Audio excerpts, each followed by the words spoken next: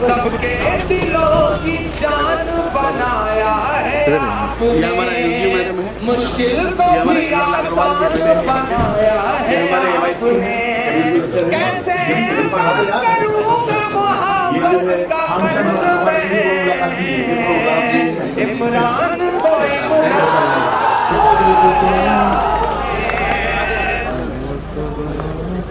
प्रतापगढ़ी के नाम से जानती है। बहुत ही जोरदार तालियों से आप उनका इस्तेमाल कीजिए। मैं आवाज दे रहा हूँ, किसी की कामयाबी को निगाहे कम से मत देखो, किसी की कामयाबी को निगाहे कम से मत देखो। बहुत मुश्किल से दुनिया में कोई मशहूर होता है।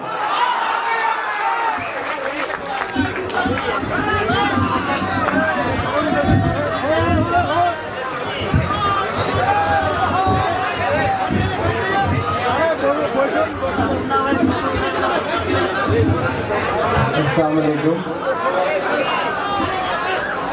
बहुत शुक्रिया आपकी बेपनाह मोहब्बतों के लिए। नाज़िम साहब का बहुत शुक्रिया जिन्होंने आवाज़ दी। मैं बहुत देर से इंतज़ार कर रहा था कि मेरा नंबर आए। मैं इस राइस का सबसे छोटा शायर हूँ, लेकिन मेरा नंबर सबसे बाद में आता है। क्या किया जाए, आपकी मोहब्बतों का कुछ ना कुछ तो नुकसान उठाना ही पड़ता है। इधर जो दोस्त हैं इनसे गुजारिश कर रहा हूँ कि बार बार आप आगे चले आ रहे हैं, थोड़ा सा पीछे हो जाइए। मैं इंशाल्लाह आपको हर तरफ से नजर आऊंगा, बस थोड़ा सा अगर पीछे दोस्त बैठे हैं उनको कोई दुश्वारी ना हो, इसकी कोशिश आप भी करें। थोड़ा सा माइक सेट कर दें। अच्छा, आप भी मैं अभी थोड़ी देर में उनको ठीक ठाक कर दूंगा। आप भी थोड़ा सा शोर ना बचाएं, मतलब मैं नजर आ ही रहा हूँ आपको, तो क्या जरूरत है। थोड़ा सा दोस्तों, आप मेरे नए दोस्त खड़े हैं, उनसे गुजारिश है कि थोड़ा सा पीछे हो जाए। थोड़ी देर के जो देर लगती भी है ऐसे किनारे रख दें। मोहतरमा कोई एक शायरा हमारे बीच में हाजिर हुई है, उनका भी इस्तेमाल करते हैं कि ट्रेन बहुत लेट थी।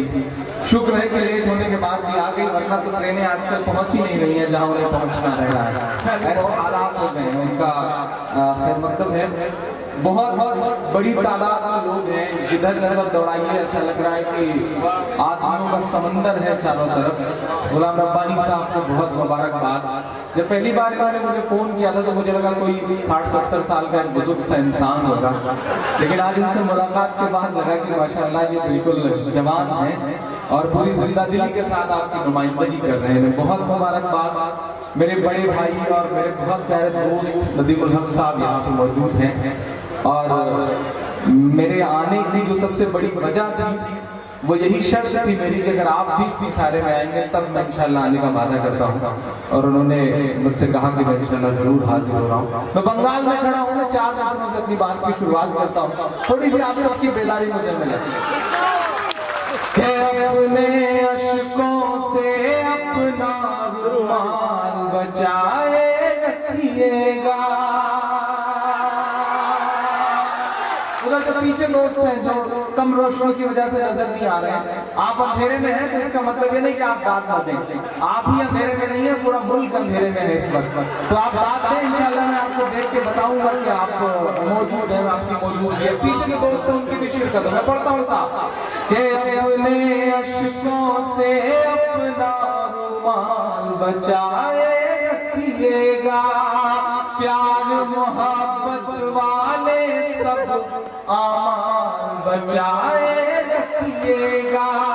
प्यार मोहब्बत वाले सब आमान बचाए रखिएगा। हम यूपी को बचा नहीं पाए हैं उनके चंगुल से। मेरा दर्द है ये और मेरी नसीहत भी है, अगर दोनों में आप शामिल हो तो एक एक शख्स को कसम है अगले मिसरे पे कि अपने अशकों से अपना रुमाल बचाए रखिएगा। प्यार मोहब्बत वाले सब आमाल बचाए रखिएगा। हम यूपी को बचा नहीं पाए हैं उनके चंगुल से। आप परिंदों से अपना बंगाल बचाए रखिएगा। आप परिंदों से अपना बंगाल बचाए रखिएगा। आप परिंदों से अपना बंगाल बचाए रखिएगा। बहुत शुक्रिया, बहुत मोहब्बतें। इधर जो अरे बहुत अच्छे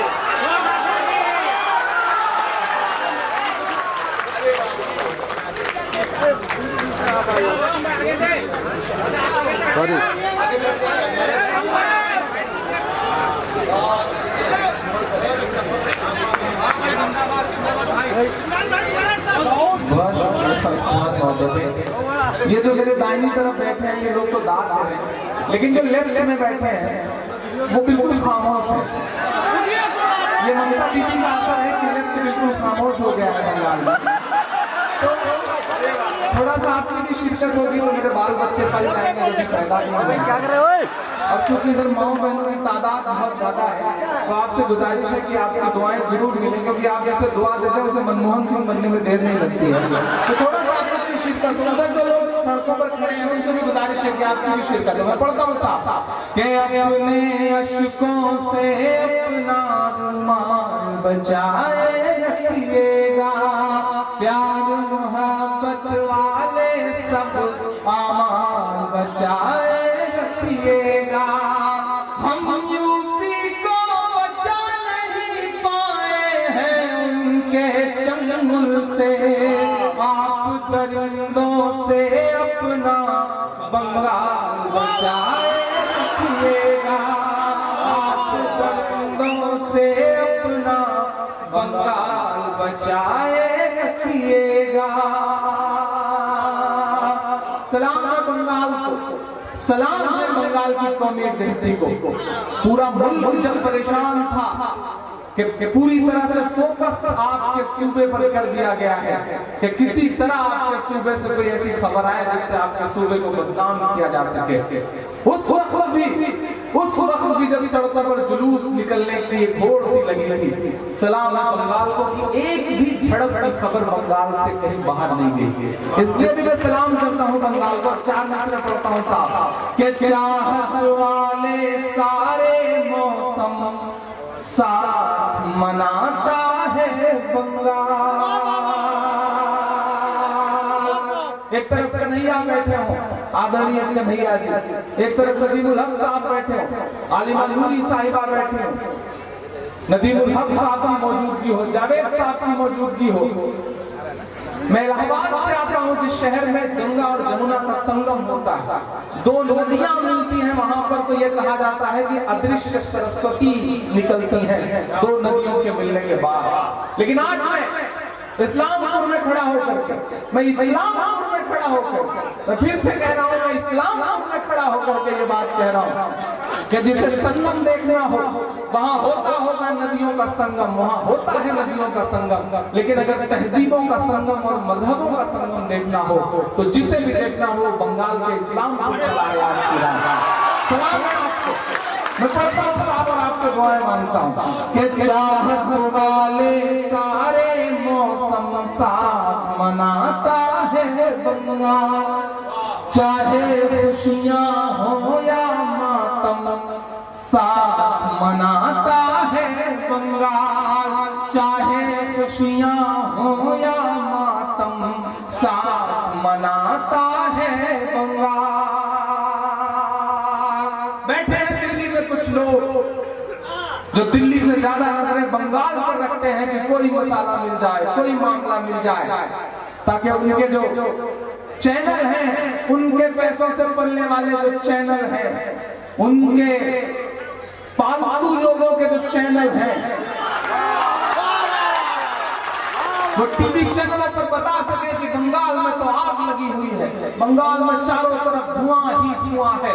दरअसल आग बंगाल में नहीं लगी होती, वो जिस कुर्सी पे बैठे होते हैं उसके नीचे लगी रहती है, इसलिए बंगाल को टारगेट किया जाता है। तो मैं मिलकर पढ़ता हूँ साहब और आपसे दुआएं मांगता हूँ कि चाहत वाले सारे मौसम साथ मनाता है बंगाल, चाहे खुशियाँ हो या मातम साथ मनाता है बंगाल।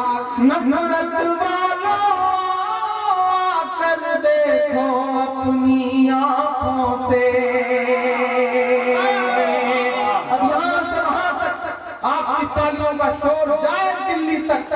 पढ़ता है इमरान, अगर सच लगे आपकी बात तो मैं पढ़ता हूँ साहब।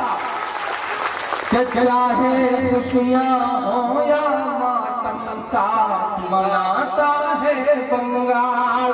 नफरत वालों कर देखो अपनी आँखों से, दुर्गा पूजा और मुहर्रम साथ मनाता है बंगाल।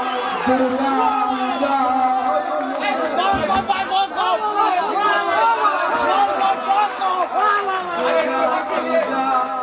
और मुहर्रम साथ मनाता है बंगाल। दुर्गा पूजा और मुहर्रम साथ मनाता है बंगाल। चाहे खुशियाँ हो या मातम साथ मनाता है बंगाल। नफरत वालों कर देखो अपनी आँखों से, दुर्गा पूजा और मुहर्रम साथ मनाता है बंगाल। बहुत शुक्रिया, बहुत मोहब्बतें। सलाम आपकी मौजूदगी को। जो दो चार आत्माएं इधर उधर भटक रही हैं, मैं उनसे भी गुजारिश करूंगा कि कोई अच्छा सा पड़ोस देख करके बैठ जाए। और जब मर्दों के बीच में बैठ जाए तो चुनाव क्या करना, कहीं भी बैठ जाए। आपसे गुजारिश है लेकिन बैठ जाए। बहुत खूबसूरत ये मुशायरा, बहुत सलीके से आपने सुना है और आपके सब्र को सलाम करता हूँ खास तौर से। इसमें बड़ी तादाद में बिहार के भी लोग बैठे हुए हैं। पिछले दिनों जब सैलाब आया था तो मैं आया हुआ था यहाँ, चेयरमैन बहादुरगंज बैठे हुए हैं, मुश्तबा राही साहब, और उन्होंने बड़ी मोहब्बतों से हमारा साथ दिया था उस पूरी मुहिम में। तब्रेज़ छोटा भाई है वो बैठा हुआ है, इकराम बागी साहब बैठे हैं। मैं चार दूसरे पढ़ता हूँ। बिहार बंगाल का जिक्र हुआ है तो मेरा ख्याल है कि बिहार का जिक्र अधूरा नहीं छोड़ा जाना चाहिए। मैं मिसरे पढ़ता हूँ साहब कि कितनी बेअदबी से उनका नाम पुकारा जाता है, कितनी बेअदबी से उनका नाम पुकारा जाता है। उस पे गज़ब तो ये है सुबह शाम पुकारा जाता है। कल तक जिस महफिल में उनका नाम सुशासन बाबू था, अब सुन के बताइएगा मुझे। कल तक जिस महफिल में उनका नाम सुशासन बाबू था, आज उसी में उनको पलटू राम पुकारा जाता है। आज उसी में उनको पलटू राम पुकारा जाता है। उस पे गज़ब तो ये है सुबह शाम पुकारा जाता है। बहुत शुक्रिया, बहुत मोहब्बतें। ये जो पीछे कैमरा लेकर के मोबाइल का फ्लैश ऑन करके तमाम दोस्त खड़े हैं, रिकॉर्डिंग कर रहे हैं, उनसे भी गुजारिश है कि आप गात थोड़ा सा आपकी भी मिले। उधर जो चचा खड़े हैं बिल्कुल कसम खा करके, उनसे भी गुजारिश है कि थोड़ी आपकी भी शिरकत हो। मैं चार दूसरे पढ़ रहा हूँ। मुल्क का जो मौजूदा मामला है, गुजरात का चुनाव हम सबकी आंखों के सामने है। नदीम भाई बैठे हैं, नदीम भाई चार मिसरे पढ़ता हूँ। पिछले 4-5 दिन से सोशल मीडिया पर बहुत वायरल है ये मिसरे, मैं पढ़ता हूँ, आपके भी किसी न किसी काम आएंगे। मैं पढ़ता हूँ, साहब सुनिएगा। जब जब डोर पतंग से कटने लगती है, जब जब डोर पतंग से कटने लगती है। सियासत को जीतने के लिए कोई भी ऐसी गंदगी नहीं है जिसे इस्तेमाल करने से चूकते होंगे वो लोग। इसलिए मैं ये मिसरे पढ़ता हूँ साहब कि जब जब डोर पतंग से कटने लगती है, तब तब कोई सीढ़ी बटने लगती है, तब तब कोई सीढ़ी बटने लगती है। बब्बू पास न हो जाए बस इस डर से। अब सच्चे मिसरा लगे तो फिर से घुमाएं, ठीक है ना मुझे। बब्बू पास न हो जाए बस इस डर से साहिब की जीएसटी घटने लगती है, साहिब की जीएसटी घटने लगती है, तब तब डोरी पतंग से कटने लगती है, तब तब कोई सीढ़ी बटने लगती है। बहुत शुक्रिया, बहुत मोहब्बत है। इधर जो माएँ बहनें हैं उनसे फिर से गुजारिश कर रहा हूँ कि थोड़ा सा मुझे बहुत अच्छा है। एक और खास बात के लिए रब्बानी भाई आपको बहुत मुबारकबाद। हिंदुस्तान का शायद पहला ऐसा मुशायरा होगा, मैं पूरी जिम्मेदारी से बात कर रहा हूँ, जिसमें जितनी तादाद में मर्द हजरात यहाँ पे इकट्ठा है उतनी ही तादाद में अल्हम्दुलिल्लाह औरतें भी इस मुशायरे को सुनने आई हैं। ये बहुत बड़ी बात है और बहुत एक तरह से बहुत बड़ी बेदारी का सबूत है, इसलिए भी इस मुशायरे को बहुत सलाम। और एक खास बात और, मैं हिंदुस्तान भर के दुनिया भर के मुशायरों में जाता हूँ, मेहमान खुसूसी आते हैं, शमा रोशन करते हैं, फीता काटते हैं, बुके लेते हैं और थोड़ी देर बैठने के बाद चले जाते हैं। लेकिन ये बहुत अनूठा मुशायरा है कि दसियों मेहमान खुसूसी इस वक्त भी इस मुशायरे में बैठे हुए हैं। सलाम है आपकी मौजूदगी को। मेरा अपना मानना है कि जो शायर है वो समाज का आईना है और आईने के सामने बैठने की हिम्मत वही कर सकता है जिसका दामन साफ सुथरा है। आप बैठे हैं, इसका मतलब आपका दामन साफ सुथरा है। मैं तो इसी बात से किसी भी नेता के किरदार को जज करता हूँ कि वो कितनी देर मुशायरों में टिका। बंगाल का सलाम है कि मैं जब आया, पिछले दिनों में आसनसोल आया था और मैंने ये महसूस किया, मैंने ये देखा कि नजीमुल हक साहब पूरी रात उस मुशायरे में बैठे रहे और आज भी इस सादगी के साथ वो यहाँ पे मौजूद है। उनकी मौजूदगी को सलाम करता हूँ। खुशनसीब है बंगाल जिसके पास सियासत में भी ऐसे अच्छे अच्छे लोग हैं। मैं 4 मिसरे और पढ़ता हूँ, बहुत अच्छा सुन रहे हैं आप, बहुत मोहब्बतों से सुन रहे हैं, बस थोड़ी सी आपकी और शेयर कर दो। मैं 4 मिसरे पढ़ता हूँ साहब कि चाय वाले बाबू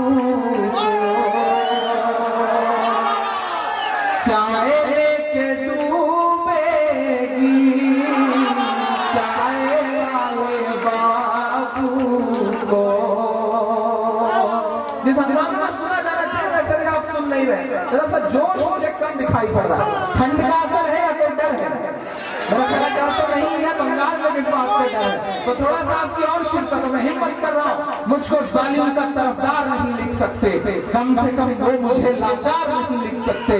जहाँ हथेली पे लिए बोल रहा हूँ जो सच, जहाँ हथेली पे लिए बोल रहा हूँ जो सच, उसको इस देश के अखबार नहीं लिख सकते, उसको इस देश के अखबार नहीं लिख सकते। अगर मैं हिम्मत कर रहा हूँ तो आपकी भी दुआएं शामिल हो। मैं पढ़ता हूँ साहब कि चाय वाले बाबू को चाय लेके डूबेगी, चाय वाले बाबू को, चाय वाले बाबू को चाय लेके डूबेगी, चाय से बचेंगे तो गाय लेके डूबेगी,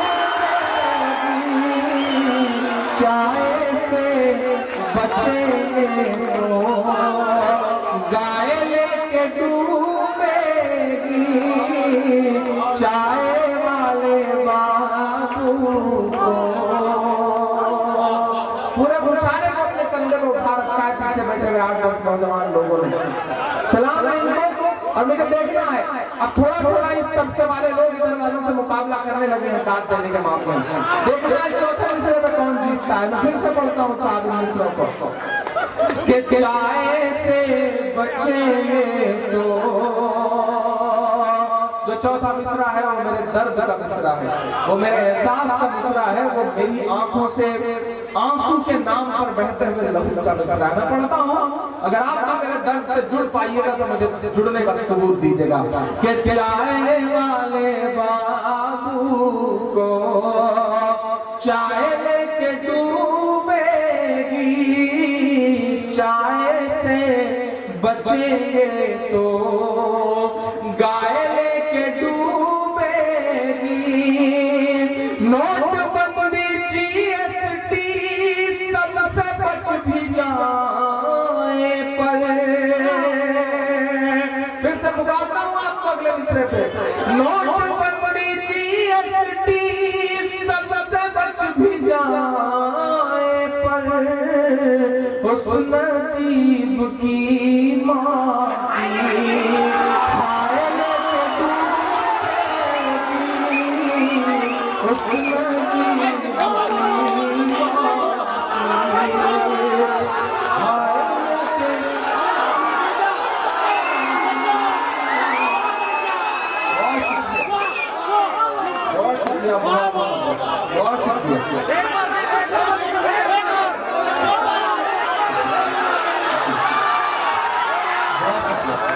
आपका हुक्म मैं फिर से हाजिर कर देता हूँ कि चाय वाले बाबू को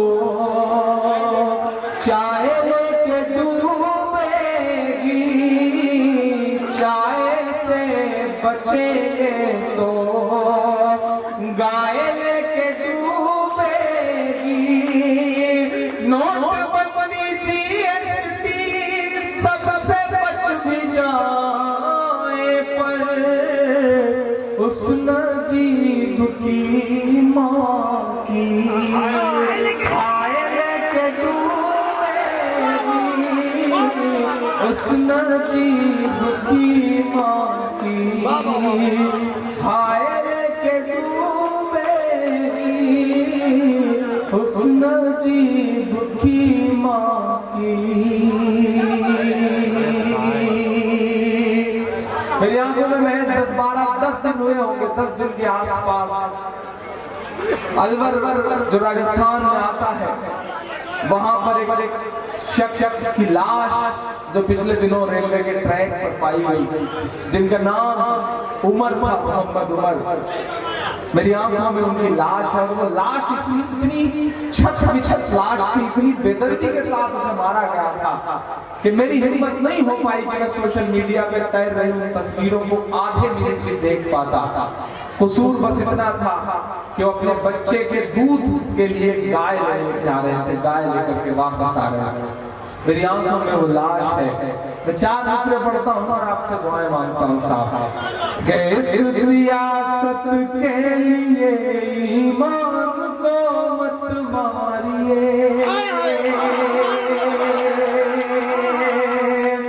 इस सियासत के लिए ईमान को मत मारिए, राम को मत मारिए, रहमान को मत मारिए, राम को मत मारिए, रहमान को मत मारिए। कल मुझे एक गाय रो रो करके ये कहती मिली, कल मुझे एक गाय रो रो करके ये कहती मिली, नाम पर मेरे किसी इंसान को मत मारिए, नाम पर मेरे किसी इंसान को मत मारिए, नाम पर मेरे किसी इंसान को मत मारिए। ये जो नए ठेकेदार निकल आए हैं, जो ये तय कर रहे हैं कि कौन क्या खाएगा, कौन क्या पहनेगा, कौन क्या बोलेगा, उन्हें बताया जाए, उन्हें बताया जाए, बाबा से बुलंद ये बताया जाए कि जितना तुम्हारा ये मुल्क है उतना ही हमारा भी ये मुल्क है।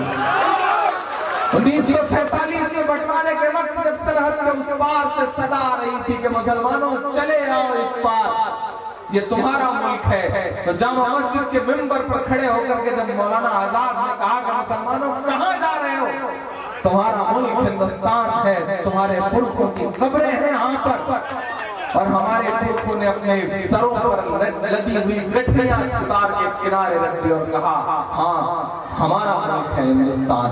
और हम ठहर गए। आज जो नए नए ठेकेदार निकल आए हैं उन्हें बताया जाए कि आप बाई डिफॉल्ट हिंदुस्तानी है, हम बाई चॉइस हिंदुस्तानी है। हमने चुना है हिंदुस्तान को, हमारे पास तो दो ऑप्शन थे, हम चाहते तो जा सकते थे, लेकिन हमने चुना है।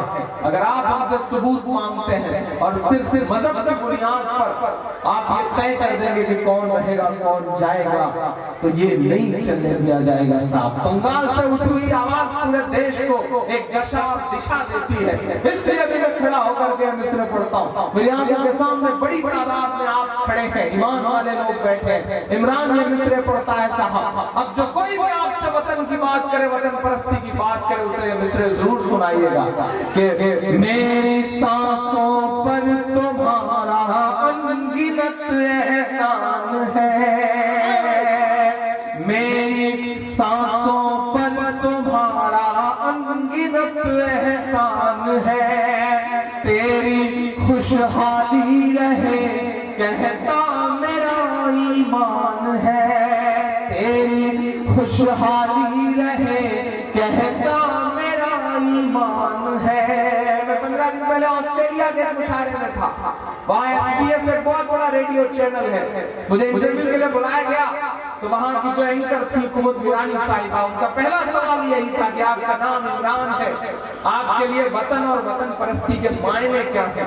मैंने उन्हें 4 मिसरे सुना दिए, मैं आपको भी सुनाता हूँ कि तेरी खुशहाली रहे कहता मेरा ईमान है, मेरी सांसों पर तुम्हारा अनगिनत एहसान है, मेरी सांसों में तिरंगे की बुलंदी की दुआ। पहुंचाइएगा इस शोर को पूरे हिंदुस्तान भर में। मैं पढ़ता हूँ साहब कि मेरी सांसों में तिरंगे की बुलंदी की दुआ, मेरे हिंदुस्तान तुझ पर जान भी कुर्बान है, मेरे हिंदुस्तान तुझ पर जान भी कुर्बान है, मेरे हिंदुस्तान तुझ पर जान भी कुर्बान है। इधर दोस्त बैठे हैं, बिल्कुल जब से बैठे तब से कसम खा के बैठेंगे, किसी को दावत नहीं है। अच्छा दे भी बड़े लोग नहीं है, अगली सफों में कुर्सियों पे बैठे हुए लोग होते हैं, अमूमन वो बड़े लोग होते हैं, और बड़े लोग कोई काम खुद नहीं करते, नौकर रखते हैं वो काम करने के लिए। तो हो सकता है कि दाद देने के लिए आप लोगों ने भी नौकर रख रखा हो और वो घर पे बैठा हुआ दाद दे रहा हो, लेकिन अगर आपके हिस्से का सारा काम वही करेगा तो फिर जिंदगी में बड़ी दुश्वारी आ जाएगी। तो बेहतर होगा कि आपकी भी शिरकत हो, थोड़ा आप सबकी दाद देंगे तो अच्छा रहेगा। मैं करता हूँ साहब, एक नज़्म सुनाता हूँ, बिल्कुल नई सी ताजा सी नज़्म, जिसे आज तक सिर्फ एक जगह पढ़ा है मैंने। मैं सुनाता हूँ और आपसे दुआएं मांगता हूँ। हमारे मुल्क में एक नई सियासत चल पड़ी है, निशानियों से दिक्कत है, इमारतों से दिक्कत है। आजकल उन्हें मोहब्बत की एक निशानी है ताजमहल, वो उन्हें गद्दारी की अलामत लगती है साहब। तब मुझे लगता है कि मुझे एक नज़्म सुनानी चाहिए। मैं 18 तारीख को जामिया के मुशायरे में था, यानी कि दिल्ली में था, यानी कि उनकी छाती पे खड़ा होकर के मैं ये नज़्म पढ़ के आया हूँ और आज मैं आपको भी सुनाना चाहता और आप सबकी शिरकत चाहता हूँ। यहाँ से वहाँ तक एक बार ताली बजा करके मुझे हुक्म दीजिए कि मैं नई नज़्म आपको सुनाऊँ। के बीते हुए कल से नफरत है, आते हुए पल से नफरत है, उनको कबीर के दोहों से गालिब की गजल से नफरत है। उन्हें ताजमहल से तकलीफ है, उन्हें इमारतों से तकलीफ है, लेकिन वो भूल जाते हैं, नदीम भाई मेरे यहाँ बड़ा याद रखिएगा, वो भूल जाते हैं कि जिन इमारतों से उन्हें तकलीफ है, जिन इमारतों को वो मिटा देना चाहते हैं, जिन इमारतों को नेस्त नाबूद कर देना चाहते हैं, वो इमारतें अपने बनने के सैकड़ों साल बाद भी इस मुल्क की तरक्की में क्या योगदान कर रही है। ताजमहल को देखने के लिए एक साल में 19.34 करोड़ रुपए का टिकट बिकता है और वो इस मुल्क की तरक्की के लिए जाता है। अपने बनने के इतने साल बाद हुमायूं का मकबरा, उसे देखने के लिए एक साल में 14.23 करोड़ रुपए का टिकट बिकता है और वो इस मुल्क की तरक्की के लिए जाता है। कुतुब मीनार को देखने के लिए 10 करोड़ के आसपास का टिकट बिकता है और वो इस मुल्क की तरक्की में जाता है। जो ये कह रहे हैं कि इमारतें गद्दारी की अलामत है, उन्हें बताया गया कि नहीं साहब, ये इमारतें तो अपने बनने के बाद भी सैकड़ों साल बाद भी मुल्क की तरक्की में योगदान कर रहे हो। तुम क्या कर रहे हो? मैं नजर पढ़ता हूँ और दुआएं मांगता हूँ। सलाम उर्दू एकेडमी पश्चिम बंगाल को नाज़िम साहब को जिन्होंने इतना खूबसूरत मुशायरा सजाया। नहीं से नजर पढ़ता हूँ, सुनेगा कि बीते हुए कल से नफरत है, आते हुए पल से नफरत है, उनको कबीर के दोहों से गालिब की गजल से नफरत है। बीते हुए पल से नफरत है, उनको कबीर के दोहों से गालिब की गजल से नफरत है। वो एक इमारत जिस पर दुनिया भर की मोहब्बत नाज करे। उठे आपका हाथ अगले मिसरे पे। वो एक इमारत जिस पर दुनिया भर की मोहब्बत नाज करे। मेरे देश में कुछ बेशर्मों को ताजमहल से के बीते हुए कल से नफरत है, आते हुए पल से नफरत है। एक नज़र और आपकी 800 सालों की तारीख अगर न रख दिया तो मैं इमरान नहीं और आप मुझे प्यार करने वाले नहीं। मैं पढ़ता हूँ, सुन के बताइए कि बीते हुए कल से नफरत है, आते हुए पल से नफरत है, उनको कबीर के दोहों से गालिब की गजल से नफरत है। वो एक इमारत जिस पर दुनिया भर की मोहब्बत नाज करे। मेरे देश में कुछ बेशर्मों को उस ताजमहल से नफरत है कि मुमताज से जो भाई मुमताज से जो भाई चाहत ही चाहत पाओगे। बोलो क्या क्या झुठलाओगे, बोलो क्या क्या झुठलाओगे, बोलो क्या क्या झुठलाओगे, बोलो क्या क्या झुठलाओगे। जिस ओर नजर दौड़ाओगे, जिस ओर नजर दौड़ाओगे, हमको ही जिंदा पाओगे। बोलो क्या क्या झुठलाओगे, बोलो क्या क्या झुठलाओगे, बोलो क्या क्या झुठलाओगे, बोलो क्या क्या झुठलाओगे। पहला बंद पढ़ता हूँ साहब कि तलवार उठाई हाथों में तो हम टीपू सुल्तान हुए।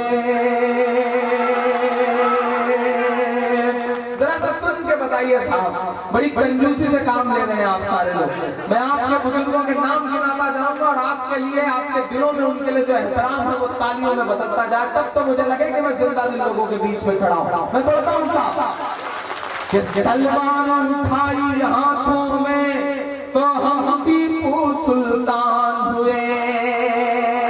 तलवार उठाई हाथों में तो हम टीपू सुल्तान हुए।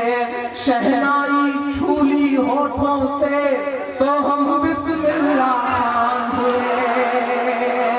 शहनाई छूली होठों से तो हम बिस्मिल्लाह खान हुए। अब और दुआएं मांगते हैं आपके मिसरे कि संगीत की बारी आई तो अल्लाह रखा रहमान हुए। संगीत की बारी आई तो अल्लाह रखा रहमान हुए। सरहद की हिफाजत की खातिर अब्दुल हमीद उस्मान हुए। सरहद की हिफाजत की खातिर अब्दुल हमीद उस्मान हुए।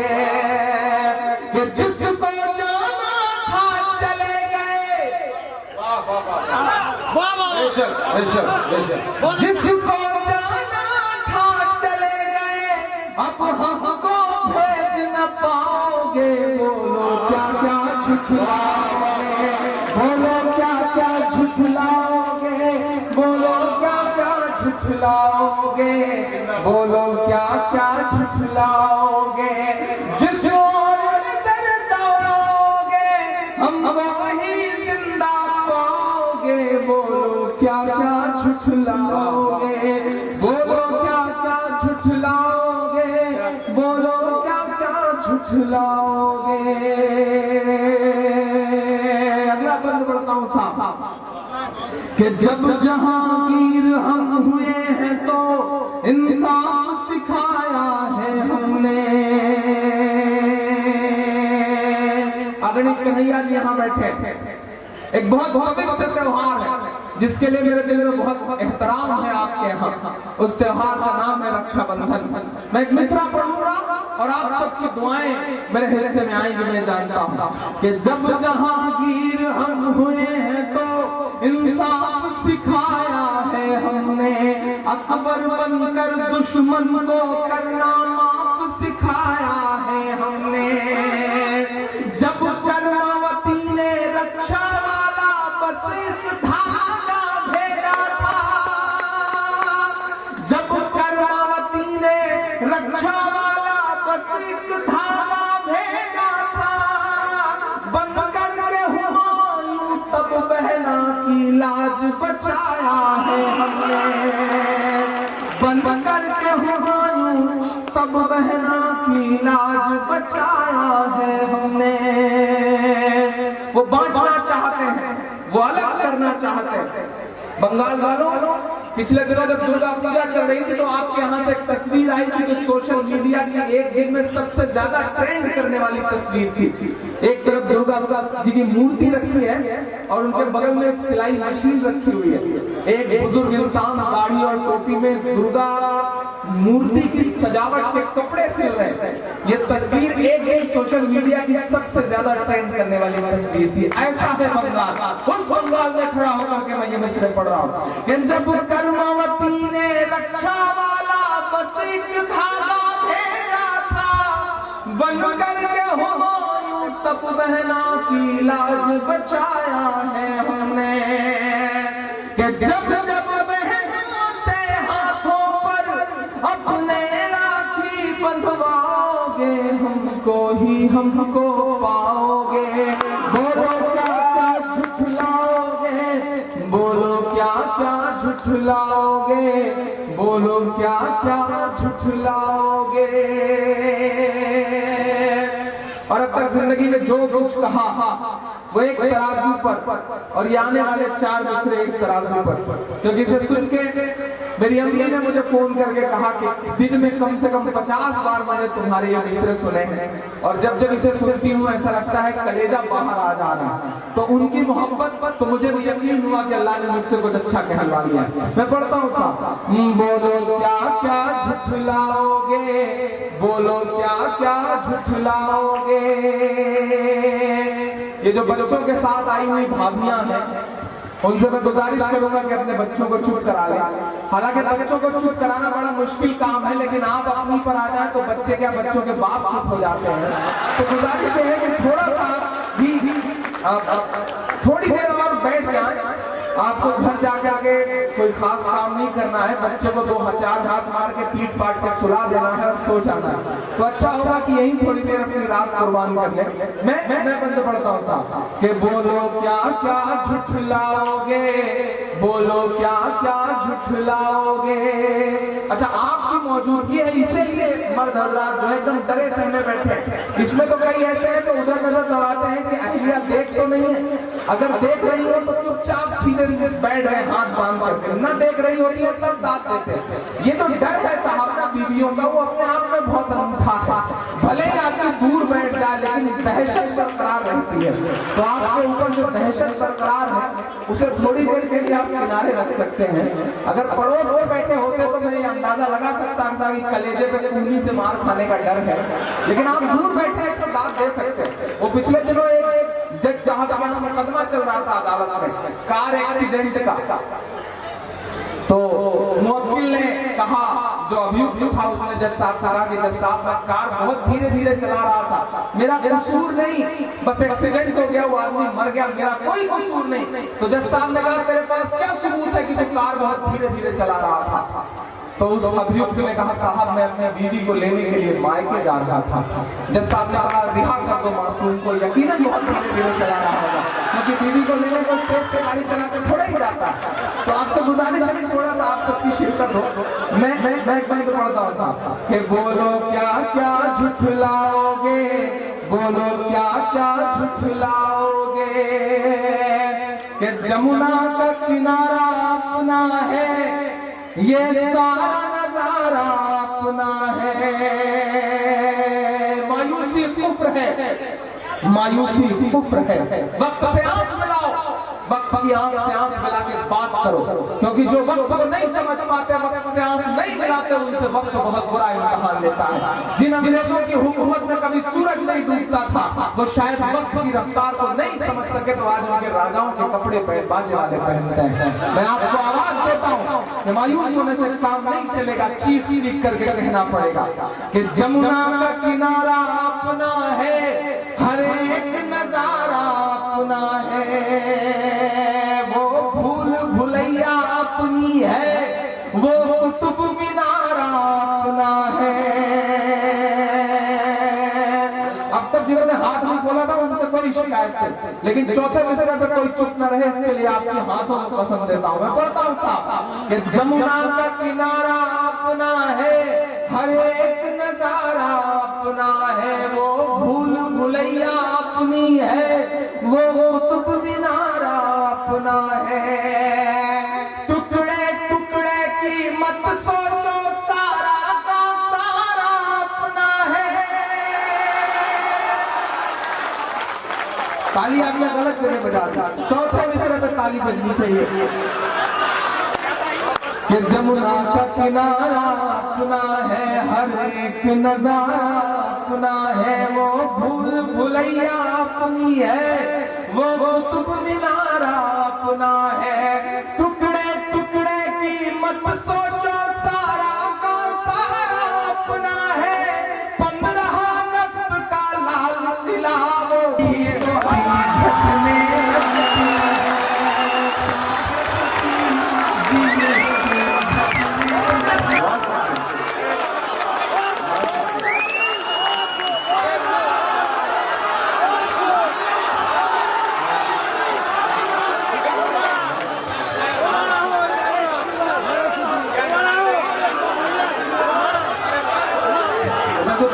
उनसे शिकायत है। इन मित्रों को भी बेदार नहीं है, तो फिर मुझे लग रहा है कि आपके अंदर पंप लगा करके हवा भरनी पड़ेगी, तभी आप जिंदा हो पाएंगे। आप सबके लिए शिरकत मैं करता हूँ साहब कि जमुना का किनारा अपना है, हर एक नजारा अपना है। वो भूल भुलैया अपनी है, ये कुतुब मीनारा अपना है। टुकड़े टुकड़े की मत सोचो, सारा का सारा अपना है।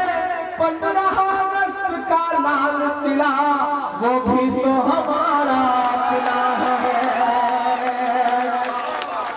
कि जो तुमने बनवाया है, मैं इन मित्रों का हामी नहीं हूँ, मैं किसी पर तंज नहीं करना चाहता, लेकिन जब कोई 2 कौड़ी का इंसान किसी माइक पर खड़ा होकर के कहे कि मोहब्बत की निशानी ताजमहल गद्दारी की अलामत है, तो मुझे लगता है कि मुझे बोलना चाहिए। अगर आप भी चुप रहे तो शायद फिर कभी बोल नहीं पाएंगे, इसलिए मुझे लगता है कि बोलना चाहिए। ताजमहल किसी मुसलमान का कोई सिंबल नहीं है, किसी हिंदू का सिंबल नहीं है। ताजमहल हिंदुस्तानियत का सिंबल है, मोहब्बत का सिंबल है। और अगर मोहब्बत के सिंबल पर भी इस तरह से 2-2 कौड़ी के लोग आवाज उठाने लगेंगे तो हमें बोलना पड़ेगा। अगर आज चुप रहे तो आने वाली नस्लों के पास बोलने के लिए कुछ नहीं बचेगा। बंगाल वालों, सीमांचल वालों, इसलिए मैं आपकी आवाज बन के बोलने की हिम्मत कर रहा हूँ कि जमुना का किनारा अपना है, हर एक नजारा अपना है। वो भूल भुलैया अपनी है, ये कुतुब मीनारा अपना है। टुकड़े टुकड़े की मत सोचो, सारा का सारा अपना है। 15 अगस्त का लाल किला वो भी तो हमारा अपना है।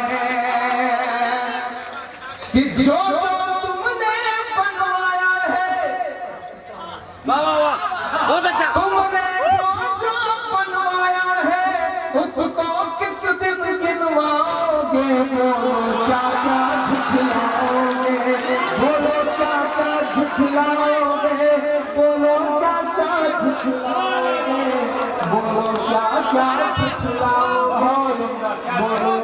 क्या झुठलाओगे। जिस तरह रावण के कई सारे सर होते थे ना, उस तरह इनके कई सारे सर हैं। एक चेहरा भाषण देता है, भड़काऊ, जज्बाती, हमसे आपसे नफरत करना सिखाता है। फिर दूसरा चेहरा टीवी चैनल पर बैठ करके उन्हें डिफेंड करता है।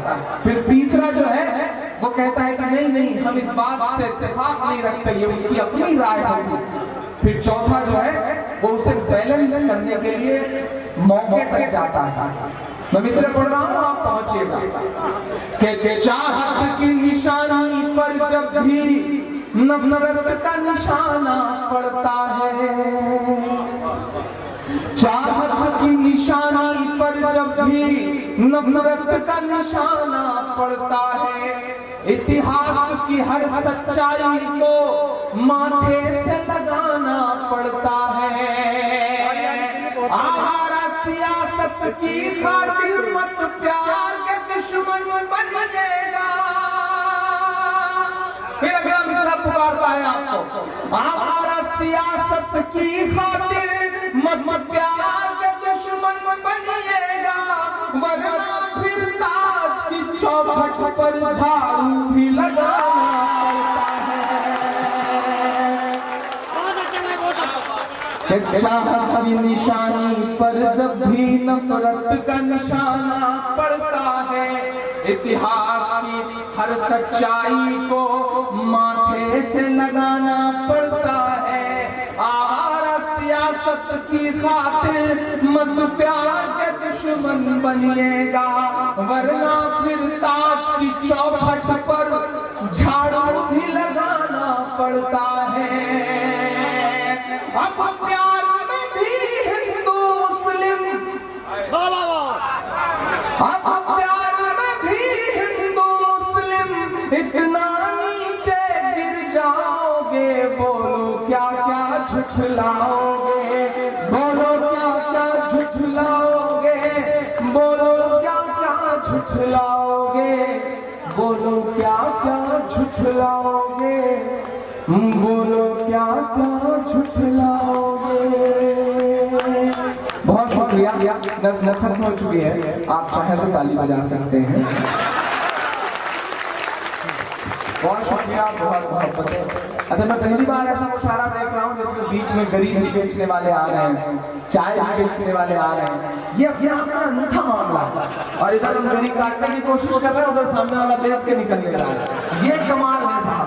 अच्छा, चाय बेचने वाले गरीब वाले पर तो आप आवाज नहीं उठा सकते, चाय बेचने वाले पर कुछ नहीं बोल सकते। कब कौन चाय बेचने वाला प्रधानमंत्री बन जाए, भरोसा नहीं। इससे बड़ा सोच समझ के बोलना पड़ता है।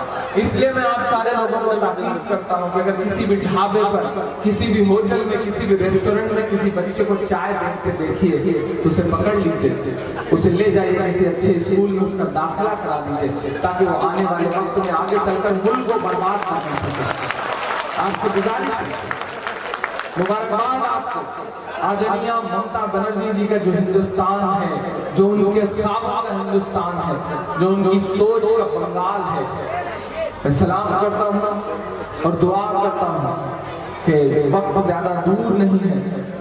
नदीम भाई, मैं तो गुजारिश कर रहा हूँ मुसलसल, 5 दिसंबर को आपके मुशायरे में, आलमी मुशायरे में जब मैं आऊँगा मुस्लिम इंस्टीट्यूट के मुशायरे में, तो बंगाल में खड़ा होकर तो उनसे गुजारिश करूँगा कि बंगाल को तो आपने सम्मान ले लिया, बंगाल को तो आपने अच्छे हाथों में महफूज कर ही दिया। आइए, अब आपकी जरूरत दिल्ली को है, दिल्ली की तरफ सोच करिए, क्योंकि इन नफरत वाली ताकतों को आप जैसी कोई शख्सियत ही मुंह तोड़ जवाब दे सकती है। दूसरे वाले जो भाई साहब हैं जिनसे हम बड़ी उम्मीदें किए बैठे हैं, बड़े सीधे साधे आदमी हैं, वो बेचारे पार्ट टाइम पॉलिटिक्स कर रहे हैं। इसलिए मुझे लगता है कि वो उस तरह से नफरत वाली ताकतों का जवाब नहीं दे पा रहे हैं जिस तरह से दहाड़ करके बंगाल देता रहता है। सलाम आपकी मौजूदगी को एक नज़्म सुनाने की ख्वाहिश है मेरी। उससे पहले मैं 4 मिसरे पढ़ता हूँ, और वो मिसरे इसलिए पढ़ता हूँ। जी आप जी जी जी जी जी जी अच्छा, और कोई फरमाइश? अच्छा जी जी। अच्छा, ये यहाँ के लोग भी माशाल्लाह कितना कमाल के, नीचे बैठ के ऐसे हुक्म दे रहे हैं जैसे जिले इलाही अनारकली को हुक्म दे रहे हैं। आपका हुक्म बिल्कुल सुनाऊंगा। अब आया हूँ तो आपके हवाले में आप जितनी देर चाहे खून पिए, आपका पूरा हक बनता है साहब। और मैं भी जब सुनाने के लिए ही आया हूँ तो इंशाल्लाह जो जो आप चाहेंगे वो सुना के जाऊंगा।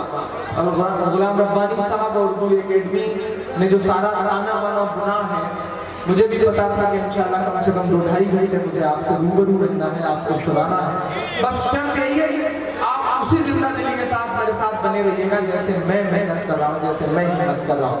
बीच में जो कुर्सियों को इधर उधर करने का दौर है, उनसे भी मेरी गुजारिश है कि कुर्सियाँ जहाँ हैं वहीं बैठ जाएं, वरना ये बड़ी बेवफा होती हैं, ये कब आपका साथ छोड़ देंगी कोई भरोसा भी नहीं है। देश पद्मावती में बड़ा विवाद चल रहा है, पद्मावती के जौहर पर फिल्म बनी तो पूरा मुल्क जो है परेशान है। मुझे लगता है ना जशोदा बेन के बेवफा शौहर पर भी एक फिल्म बननी चाहिए। उस शौहर पर फिल्म बनेगी तो मुझे लगता है वो भी बहुत अच्छे से चलेगी, इसमें कोई दो राय नहीं। एक नज़्म आपको सुनाने की मेरी ख्वाहिश है, लेकिन उससे पहले मैं 4 मिसरे पढ़ता हूँ साहब। कि 3 साल में कोई सबब ना दे पाए, रिश्तों का एहसास तलक ना दे पाए। 3 साल में कोई सबब ना दे पाए, रिश्तों का एहसास तलक ना दे पाए। 3 तलाक पे अब वो भाषण देते हैं जो अपनी बीवी को हक ना दे पाए, जो अपनी बीवी को हक ना दे पाए, जो अपनी बीवी को हक ना दे पाए। पीछे से सामने का इसे जरूर फिर से पढ़िए, मुझे समझ में आ गया कि मोहतरमा का कितना उनकी कितनी खिदमत करते होंगे, इसे समझ में आया कि बंदा कितना हक अदा करता होगा साहब। वो एक साहब से हमें मिला तो उन्होंने मुझसे कहा इमरान भाई मेरी तो जिंदगी इतनी खूबसूरत गुजर रही है। मैंने कहा क्या हुआ? बोले शादी के बाद मजे ही मजे हैं। मैंने कहा क्या मजे? बोले मैं रात में जब तक घर लौट के नहीं जाता, मेरी श्रीमती जी मेरी मोहतरमा मेरी बीवी जो है वो मेरे बिना खाना नहीं खाती। हमने कहा इतना प्यार करती है? बोले नहीं, जब मैं जाता हूँ तो बर्तन धुलता हूँ, खाना बनाता हूँ, फिर दोनों को मोहब्बत को भी सलाम।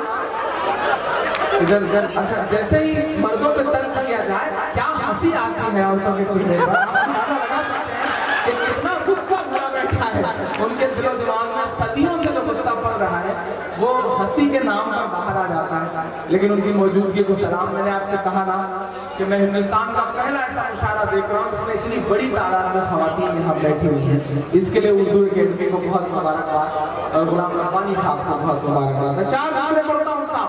मैं ये मिसरे इसलिए पढ़ने जा रहा हूँ क्योंकि पिछले दिनों मेरी आंखों ने एक तस्वीर देखी है। वो तस्वीर शायद 1 महीने पहले की है और वो तस्वीर ऐसी तस्वीर थी कि मैं बहुत देर तक सोचता रहा कि हम किस मुल्क में जी रहे हैं। वो शायद मिलिट्री के किसी बेस कैंप की तस्वीर थी और शहीद हुए किसी जवान की तस्वीर थी। शहीद हुए कुछ जवानों की लाशें पड़ी थी और आपको पता है कि मुल्क पर शहीद होने वाले उन जवानों की लाशें किस चीज में लपेटी गई थी? कागज के गत्ते में। कागज का गत्ता था, कागज का जो मोटा वाला कागज होता है उसमें हमारे जवानों की शहीदों की लाशें लपेटी हुई थी। और जब मैं लाशों को देख रहा था तो मुझे लग रहा था कि आजादी के 70 साल बाद भी हम क्या इतनी तरक्की भी नहीं कर पाए कि हम मुल्क के लिए जान देने वाले जवानों की लाशों को सही से ताबूत भी न दे सके। तब मुझे लगा कि मुझे ये मिसरे पढ़ने चाहिए। कैसे सरहद पर दहशत गर्दों का कब्जा है। एक शायर का गुस्सा बोल रहा है, अगर ये गुस्सा आपका भी हो और इस मुल्क की मिट्टी से आपके प्यार को कसम देते हुए इमरान में मिसरे पढ़ता है। बहुत मीठे मिसरे हैं लेकिन मैं पढ़ रहा हूँ क्योंकि मेरी जिम्मेदारी है कि मैं अपने शहीद हुए जवानों की लाशों की बेगुरबती के लिए मिसरे पढ़ूं। कि सरहद पर दहशत गर्दों का कब्जा है, मुल्क पे छूटे हम मर्दों का कब्जा है, मुल्क पे छूटे हम मर्दों का कब्जा है। सर्जिकल स्ट्राइक के नाम पर पूरे हिंदुस्तान में पोस्टर चिपका करके क्रेडिट लेने वाले लोग एक ही शख्स ये बताने को तैयार नहीं है। यहाँ पुलिस के जवान खड़े हैं, मैं उन सबका ध्यान भी इस तरफ दिलाना चाहता हूँ कि 29 जवानों को लेकर के पिछले 1 साल से वायुसेना का विमान लापता है और रूलिंग पार्टी का कोई भी शख्स बात करने को तैयार नहीं कि 29 जवान गए कहां, हम किस दौर में जी रहे हैं साहब। तब इमरान ये मिसरे पढ़ता है। वो तकरीरें आपको याद होगी तो ये कहा गया था कि 10 सर लाएंगे हम, लाहौर तक जाएंगे हम। इमरान मिसरे पढ़ रहा है, 3.5 साल होने को आ गए कि सरहद पर दहशतगर्दों का कब्जा है, मुल्क पे छूटे हमदर्दों का कब्जा है, एक के बदले 10 सर की उम्मीद न रख। अपने गुस्से को बदलिएगा तालियों में। एक के बदले 10 सर की उम्मीद न रख, दिल्ली तुझ पर नामर्दों का कब्जा है, दिल्ली तुझ पर नामर्दों का कब्जा है, दिल्ली तुझ पर नामर्दों का कब्जा है। कि सूरज लहू लुहान पड़ा है चाहत का, साहिब रोशनदान की बातें करते हैं। आजकल धुआंधार प्रचार कर रहे हैं गुजरात में जाकर, इतना धुआंधार प्रचार कर रहे हैं कि सिर्फ धुआं दिख रहा है, धार कहीं दिख ही नहीं रही। 22 सालों का डेवलपमेंट, 22 सालों का विकास, उस विकास को उसी आवाम को बताने के लिए अपने 13 मुख्यमंत्री लगा दिया उन्होंने कि विकास किसी तरह समझ में आ जाए। लेकिन अब विकास कैसे समझ में आएगा? जब विकास पागल हो गया है तो वो समझ में कैसे आ सकता है? वो नहीं समझ में आएगा। वही डर उनको सता भी रहा है, वही डर उनको सता रहा है। और मुझे लगता है कि वो डर अपने अंजाम तक जरूर पहुंचेगा, क्योंकि बंगाल वालों, बिहार वालों, आप दोनों सूबों के साथ ज्यादतियां हो रही हैं। आपके सूबे को मुसलसल निशाना बनाया जा रहा है और बिहार वालों आपके साथ तो सबसे बड़ा धोखा कर दिया गया। आपके साथ तो छल कपट जो कुछ इस्तेमाल हो सकता था सब कर दिया गया। और अपने सुशासन बाबू बेचारे समझ भी नहीं पाए। और उसके बाद अब जो हालत है कि यूनिवर्सिटी में जाते हैं, बात करने की कोशिश करते हैं तो सुनता भी नहीं बनता। मतलब ऐसा लग रहा है जैसे पुरानी तमाम बातों का बदला लेने के लिए उसने गठबंधन तोड़वाया है। अब ऐसे हालात में इमरान ये मिसरे पढ़ता है कि सूरज लहू लुहान पड़ा है चाहत का, साहिब रोशनदान की बातें करते हैं। एक कश्मीर संभाले नहीं संभलता है, एक कश्मीर संभाले नहीं संभलता है, और बलूचिस्तान की बातें करते हैं, और बलूचिस्तान की बातें करते हैं। सरहदों पर जवान कर रहे हैं, खेतों में किसान कर रहे हैं, वहां नहीं चले गए और साहिब हैं कि नींद ले रहे हैं बड़े आराम वाली। बंदा निकल जाता है विदेश के सफर पर। एक दिन उन्होंने अपने सेक्रेटरी से कहा कि अब किस देश का दौरा बचा, सब तो घूम लिया गया। तो सेक्रेटरी ने कहा देशों के दौरे खत्म हो चुके हैं, खाली दिल का दौरा बचा है, गुजरात चुनाव के बाद वो भी आ जाएगा। ये आया था। और जिस रफ्तार से वो मुल्क घूम रहे हैं, मुझे लगता है नदीम भाई जिस दिन में जब सारी दुनिया के मुल्क वो घूम लेंगे तो उनके घूमने के लिए कुछ अलग मुल्क बसाने पड़ेंगे। दूरबीन लेके जाते हैं ऊपर से, देखते हैं कि कौन सा टापू है, कहाँ लैंड करना है, और तकरीरें करते हैं तो इतने ओवर कॉन्फिडेंस से कि ऐसा लगता है कि बंदा जैसे कहना चाह रहा हो कि भाइयों बहनों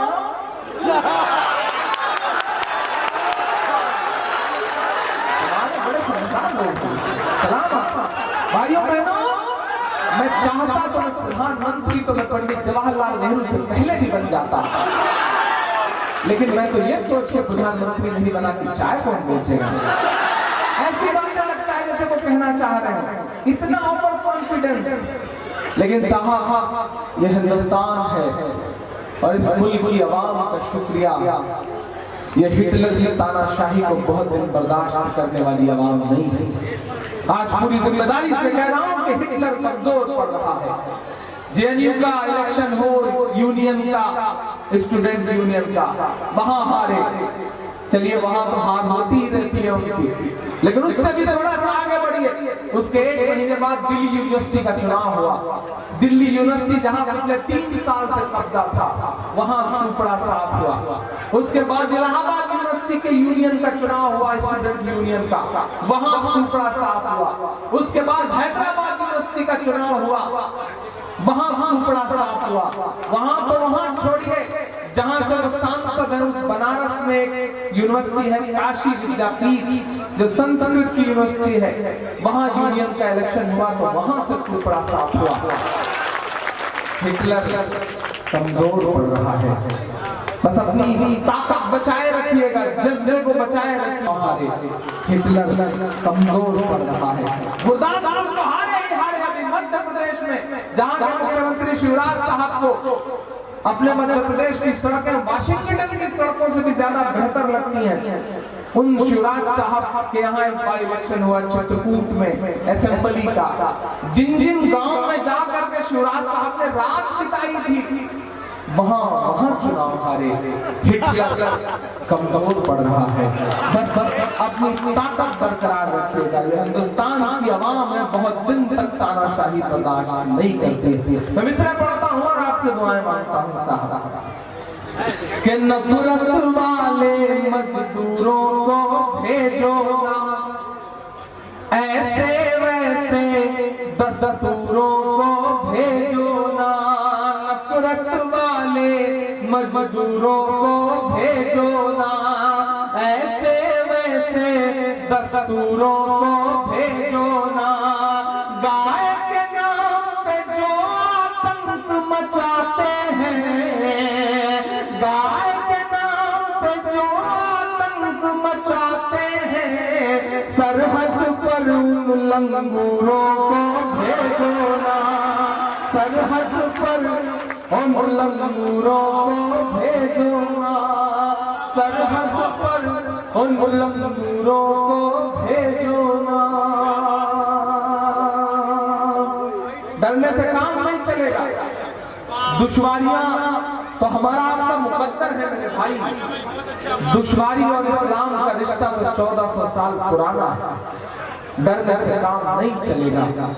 बस अपने तेवर को बरकरार रखना। सच की पहचान बनकर जियो तो सही, तुम निगहबान बनकर जियो तो सही। सच की पहचान बनकर जियो तो सही, तुम निगहबान बनकर जियो तो सही। ये ज़माना कब से झुकाएगा सर, तुम मुसलमान बनकर जियो तो सही। तुम मुसलमान बनकर जियो तो सही। मुंबई से आवाज आई कि नींद में खलल पड़ता है। अभी 4 दिन पहले बिहार में एक साहब है जिन्हें मुंह से उल्टी करने की आदत है। हर चौथे 5वें दिन वो बंदा मुंह से इसलिए उल्टी करता है ताकि अखबारों पर वो उल्टी बिखर सके और अखबारों की सुर्खियां बन सके। मैं नाम नहीं लूंगा, नहीं आप जान जाएंगे कि मैं गिरिराज सिंह की बात कर रहा हूँ। उन्होंने भी कहा कि नहीं, अजान तो करनी चाहिए, कमियां हमारी आपकी हैं। इमरान से पढ़ता कि रब की राहों में फरियाद तो कीजिए, रब की राहों में फरियाद तो कीजिए, मुश्किलों में उसे याद तो कीजिए। इत्तेफाक रखते होंगे मेरी बात से, तो कसम है फिर से आपको, मैं आपके ईमान को झकझोरने की कोशिश कर रहा हूँ कि रब की राहों में फरियाद तो कीजिए, मुश्किलों में उसे याद तो कीजिए। किसमें दम है अज़ां बंद करवाए फिर, मस्जिदे पहले आबाद तो कीजिए, मस्जिदे पहले आबाद तो कीजिए, मस्जिदे पहले आबाद तो कीजिए। बहुत शुक्रिया, बहुत बहुत मैं सुनाता हूँ। मैंने कहा ना, मैं इलाहाबाद से आता हूँ, वो इलाहाबाद जो संगम का शहर है। मैं जहाँ रहता हूँ, मेरा घर जहाँ है, मेरे घर से 200-300 मीटर की दूरी पर मंदिर है। मैं रात के 4 बजे मुशारों से लौटता हूँ, थका हुआ रहता हूँ, रात भर का जागा हुआ रहता हूँ, और वही लम्हा होता है जब मंदिर की घंटियां बजनी शुरू होती है, आरती की आवाज आती है, भजन की आवाज आती है। लेकिन यकीन करें, कभी मेरे कानों में उस आवाज से मेरी नींद में खलल नहीं पड़ा, क्योंकि हिंदुस्तान इसी मिट्टी से मिल करके बनता है। हिंदुस्तान किसी तोगड़िया की तकरीर से नहीं बनता है। हिंदुस्तान, मेरी बात गौर से सुनना बंगाल वालों, हिंदुस्तान किसी तोगड़िया की जहरीली तकरीर से नहीं बनता है। हिंदुस्तान किसी बुखारी साहब के फतवों से भी नहीं बनता है। हिंदुस्तान तो उससे बनता है कि जब मुंबई अटैक के बाद मुंबई का पूरा मुसलमान इकट्ठा होकर के सरकार से कहता है कि हम अपने कब्रिस्तानों में दहशतगर्दों को दफनाने की इजाजत नहीं देंगे। हिंदुस्तान उससे बनता है साहब। हिंदुस्तान में 2-2 कौड़ी की जहरीली बातें करने वाले नेताओं से नहीं बनता है।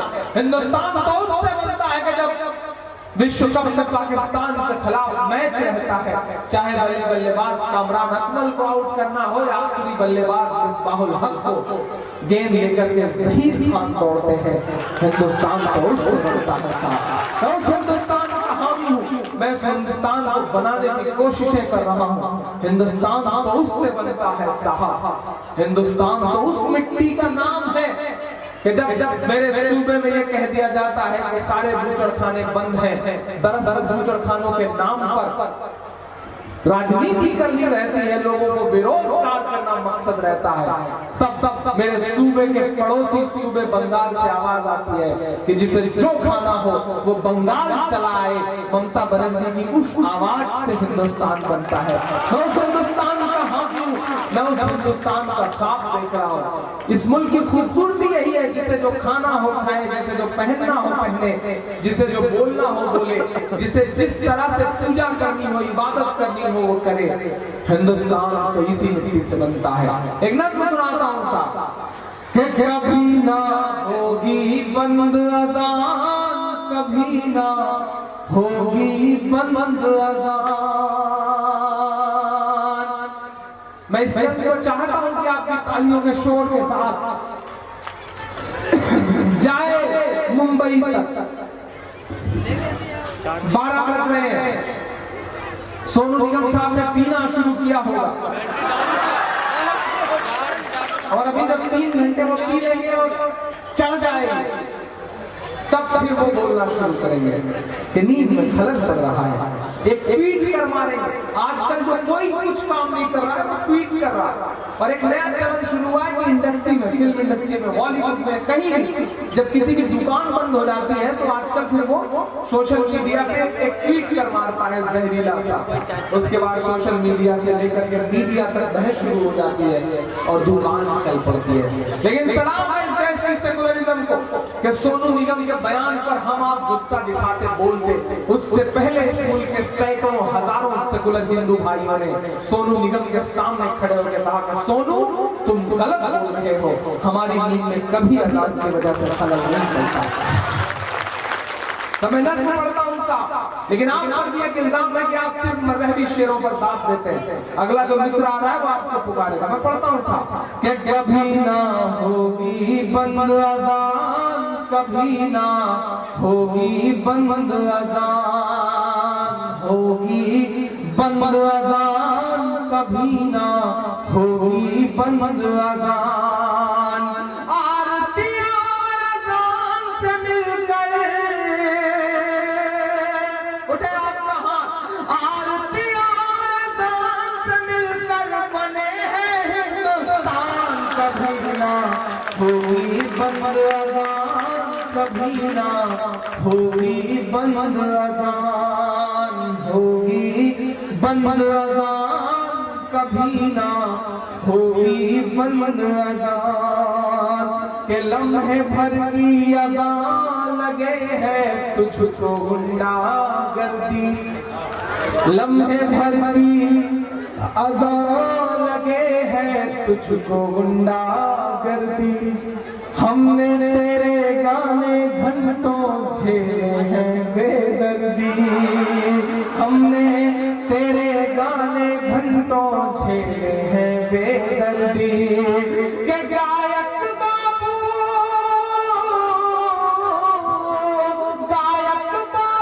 बेहद नालायक है, तेरा बयान कभी ना होगी बंद अज़ान, कभी ना होगी बंद अज़ान।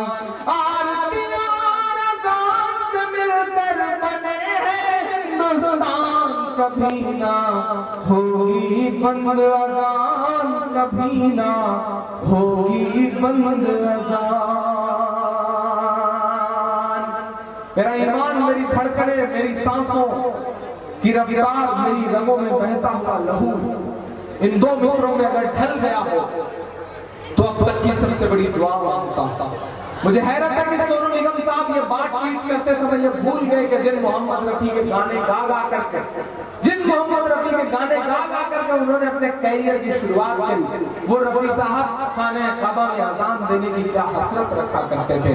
काश सोनू निगम साहब अपने उस्ताद के किरदार को समझ पाए होते। मैं बंद करता हूँ साहब और आपसे दुआएं मांगता हूँ। कभी ना होगी बंद अजान, कभी ना होगी बंद अज़ान, कि जिस दिन इस दुनिया में अज़ान की सदा नहीं आएगी। पुकारता है आपके ईमान को इमरान का अगला मिसरा, कि जिस दिन इस दुनिया में अज़ान की सदा नहीं आएगी, जिस दिन इस दुनिया में अज़ान की सदा नहीं आएगी, रात ही रह जाएगी उस दिन सुबह नहीं आएगी, रात ही रह जाएगी उस दिन सुबह नहीं आएगी। नदीम भाई, मैं आपके सूबे से जिन्हें एक साहब ने कहा कि सोनू अगर अपना बाल बनवा दे तो मैं 10 लाख रुपए दूंगा, मैं उसे भी कंडेम करता हूँ। इस्लाम इसकी इजाजत नहीं देता। आप अल्लाह के रसूल मस्जिद नबी में बैठे हैं अपने साथियों के साथ, एक यहूदी पहुंचता है और मस्जिद में आपके सामने पेशाब करना शुरू कर देता है। साहबी रसूल दौड़ते हैं उसे मारने के लिए, रोकने के लिए, लेकिन आप अल्लाह के रसूल मना करते हैं, कहते हैं नहीं रुक जाओ, कहते हैं पानी लाओ, इसे साफ करो, और उसको अपने करीब बुला के कहते हैं कि मस्जिद अल्लाह की इबादत का घर है, पेशाब करने की जगह नहीं। आपका अखलाक, आपका किरदार आपके कदमों में गिर पड़ता है, कहता है कि अल्लाह के रसूल मुझे कलमा पढ़ा दीजिए, मैं तो यही परखने आया था। इस्लाम इसकी इजाजत नहीं देता कि आप ये कहें कि आप बाल बनवा लो। जहाँ गर्दन उड़वानी थी वहाँ बाल उड़वा रहे हो, क्या फायदा? इससे अच्छा है कुछ ही ना बोलो, चुप ही रहो। तब इमरान ने मिसरा पढ़ता है ऐसा कि जिस दिन इस दुनिया में अज़ान की सदा नहीं आएगी, रात ही रह जाएगी उस दिन सुबह नहीं आएगी।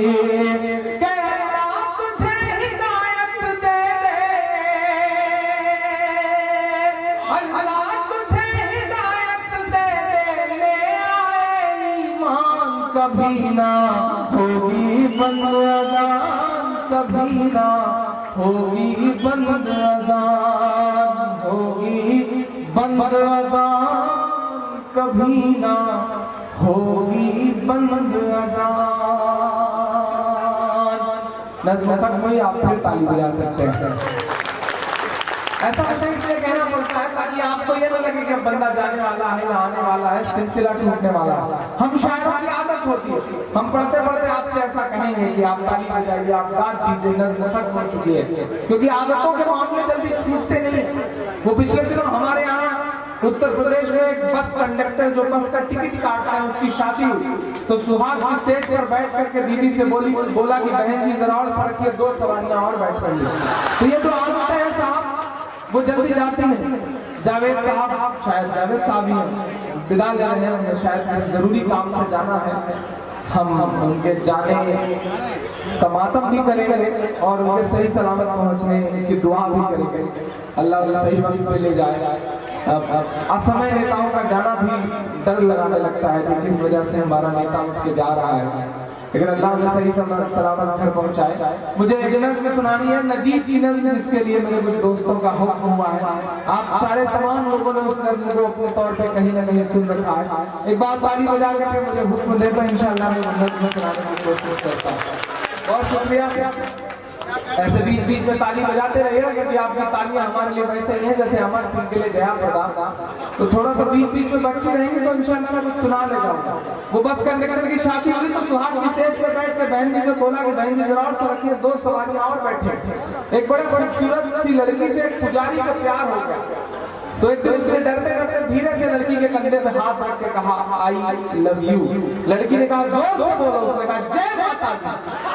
तो ये जो आदत है कि जल्दी जा सकती है इंसान को, आदत बड़ी बड़ी चीज है साहब। वैसे ये मेरी आदत है कि मैं आपसे बीच बीच में कहूंगा कि मैं पढ़ने वाला हूँ, मैं रोकने वाला हूँ, आप ताली बजाते रहिए। वो एक कबड्डी चैंपियन की शादी हुई, तो गाने के बाद जब दुल्हन वापस लौट के गई तो सहेलियों ने कहा सब ठीक ठाक रहा, उसने कहा क्या सब ठीक ठाक रहा, कबड्डी चैंपियन है वो भी बिहार के, कबड्डी करते आते हैं, पाला चून के लौट जाते हैं। तो ये जो आदत है वो जल्दी जा नहीं सकती है साहब, ऐसे मेरी भी नहीं जाएगी और आपकी भी नहीं जाएगी। थोड़ा सा आप सारे लोगों की और शिरकत हो जाए। मैं बहुत संगीत की बड़ी एक नज़्म सुनाना चाहता हूँ। अब तक जो सुना रहा था वो शायद इसी नज़्म की तमहीद के लिए सुना रहा था। जो भी ताज़ा कुछ लोग आए हैं वो बैठ जाए ताकि मैं ये नज़्म शुरू कर सकूँ। एक माँ का दर्द आपको सुनाना चाहता हूँ। यहाँ जो भी माएँ बैठी हैं तो मुझे लगता है कि ये नज़्म जरूरी हो जाती है कि मैं ये नज़्म सुनाऊं। मैं 4 मिसरे पहले पढ़ता हूँ कि अपने शहर की ताज़ा हवा लेके चला हूँ, हर दर्द की यारों में दवा लेके चला हूँ। मुझको यकीन है कि रहूंगा मैं कामयाब, रहूंगा मैं कामयाब। मुझको यकीन है कि रहूंगा मैं कामयाब, क्योंकि मैं घर से माँ की दुआ लेके चला हूँ, क्योंकि मैं घर से माँ की दुआ लेके चला हूँ। एक माँ है जिसका जवान 25 साल का एक बेटा पिछले 1 साल 1 महीने लगभग 20 दिन से गायब है, और वो भी दिल्ली की सबसे prominent university Jawaharlal Nehru university से। वो माँ हर दिन कभी जेएनयू के एडलॉक पर, तो कभी जंतर मंतर पर, तो कभी होम मिनिस्टर की चौखट पर चीख करके कह रही है कि मुझे मेरा बेटा वापस कर दो, मुझे मेरा लाल वापस कर दो, मुझे मेरा नजीब वापस कर दो। मैं मिला था पहली बार जब उस माँ से, तो मुझे उसके आंसुओं में अपनी माँ के आंसू नजर आए थे। जब मैं मिला था उस माँ से तो मुझे लगा था कि अगर नजीब की जगह कोई इमरान होता, कोई कन्हैया होता, कोई अशोक होता, कोई अनिल होता, कोई इरफान होता, तो मैं उस माँ की तरफ से एक नज़्म पढ़ना चाहता हूँ। लेकिन आपकी खामोशी मांगता हूँ इस नज़्म पर। आप जब आपका मन करे, जहाँ आपको अच्छा लगे वहाँ दीजिएगा, लेकिन आपकी खामोशी जरूर मांगना। जो चचा उठ रहे हैं उनसे गुजारिश करता हूँ, चचा आप बैठ जाइए, जहाँ भी थोड़ी देर 5 मिनट आप कहीं इधर उधर मत जाइए, क्योंकि ये नज़्म आपने नहीं सुनी तो आपका भी नुकसान होगा, मेरा तो होगा ही होगा। आप जहाँ है वहाँ बैठ जाए, मैं नज़्म शुरू करता हूँ। सुना था कि बेहद सुनहरी है दिल्ली, समंदर सी खामोश गहरी है दिल्ली। सुना था कि बेहद सुनहरी है दिल्ली, समंदर सी खामोश गहरी है दिल्ली। मगर माँ की सदा सुन न पाए तो लगता है गूंगी है, बहरी है दिल्ली। पूरे मुल्क में बड़ी दुआओं के साथ सुना है। आज बंगाल और सीमांचल भी सुन लेगा तो मुझे लगेगा कि मेरा पढ़ना कामयाब रहा।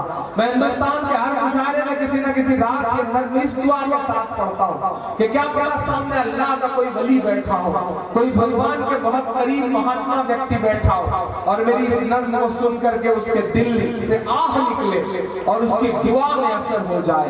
अगली सुबह जब मैं घर पहुंचूं तो मेरे घर पहुंचने से पहले नजीब अपनी माँ के पास पहुंच चुका ताकि उस इमाम को सुकून आ जाए और फिर मुझे कभी इस नज़्म को पढ़ने की जरूरत न पड़े। मैं आज भी इस दुआ के साथ पढ़ता हूँ, मुझे एक ताली बजा कर वो माहौल हो जिस माहौल में इस नज़्म को पढ़ता हूँ। गुजारिश है कि कोई इधर उधर जो बीच से आने जाने का सिलसिला है वो थोड़ी देर रोक दिया जाए। आप जहां है अपनी जिम्मेदारी समझते हुए किसी को आने जाने मत दीजिएगा, क्योंकि इस नज़्म के एक एक लफ्ज में मेरे आंसू शामिल हैं और 12 मेरे आंसू शामिल हैं। बहुत रोया हूं मैं इस नज़्म को कहते हुए और अक्सर सुनते हुए भी रो देता हूं, क्योंकि ये मेरे दिल के आंसुओं से लिखी गई नज़्म है। मैं पढ़ता हूं साथ। सुना था कि बेहद सुनहरी है दिल्ली, समंदर सी खामोश गहरी है दिल्ली, मगर एक माँ की सदा सुन न पाए तो लगता है गूंगी है बहरी है दिल्ली। वो आँखों में अश्कों का दरिया समेटे, वो उम्मीद का एक नजरिया समेटे, वो आँखों में अश्कों का दरिया समेटे, वो उम्मीद का एक नजरिया समेटे। यहाँ कह रही है वहाँ कह रही है, तड़प करके ये तुम कह रही है कि नहीं पूछता है कोई हाल मेरा, नहीं पूछता है कोई हाल मेरा, कोई ला के दे मुझे लाल मेरा, कोई ला के दे मुझे लाल मेरा, कोई ला के दे मुझे लाल मेरा।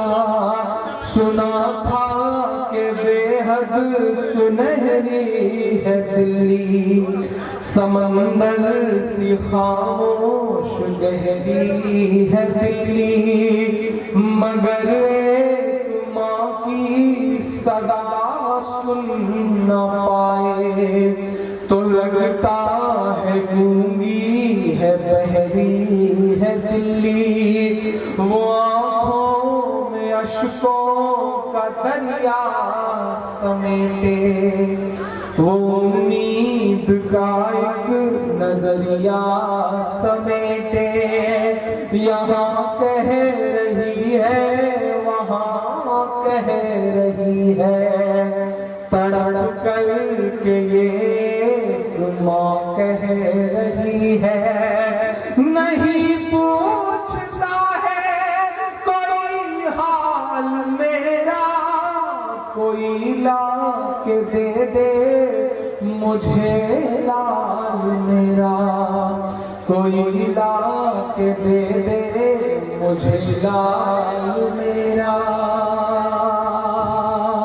पहला बंद पढ़ता हूँ इस नज़्म का साथ कि उसे लेके वापस चली जाऊंगी मैं, पलट कर कभी फिर नहीं आऊंगी मैं। उसे लेके वापस चली जाऊंगी मैं, पलट कर कभी फिर नहीं आऊंगी मैं।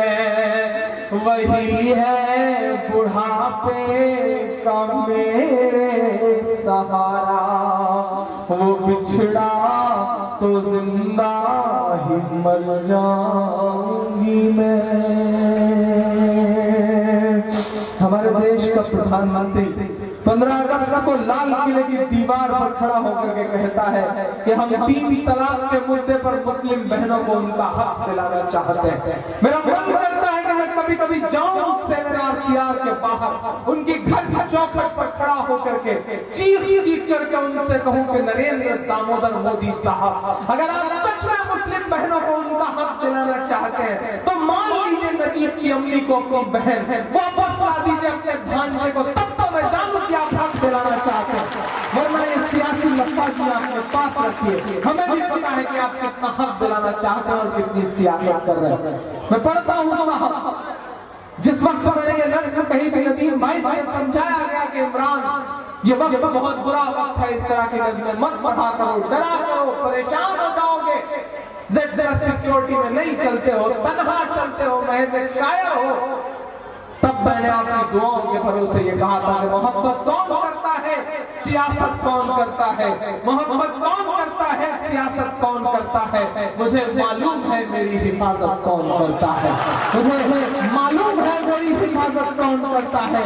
और हमी ने लाज रखी है बुजुर्गों की यहाँ, वरना सभी टुकड़ों को पलते हैं, बगावत कौन करता है, सभी टुकड़ों को पलते हैं, बगावत कौन करता है। मैं दुनिया के किसी भी कोनों में कहीं भी खड़ा होकर के जब कुछ भी पढ़ता रहता हूँ तो मैं ये जानता हूँ कि मेरे मुल्क में लाखों हाथ हैं जो किसी न किसी वक्त नमाजों में मेरे लिए दुआओं के लिए उठे हैं। शायद वो ताकत है जो मुझसे कहलवा लेती है कि जो कहते हैं इस आंधी में पर ना तोला जाएगा।